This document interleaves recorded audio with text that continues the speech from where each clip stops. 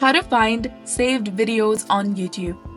Hi guys, welcome back to our channel. Today in this video, I'll show you how to find saved videos on YouTube. So first of all, you have to launch the YouTube application on your mobile device and make sure that you're logged in with your specific account. Now first, let's say that you want to save a video. Launch the video you'd like to save. Scroll through the options until you see Save.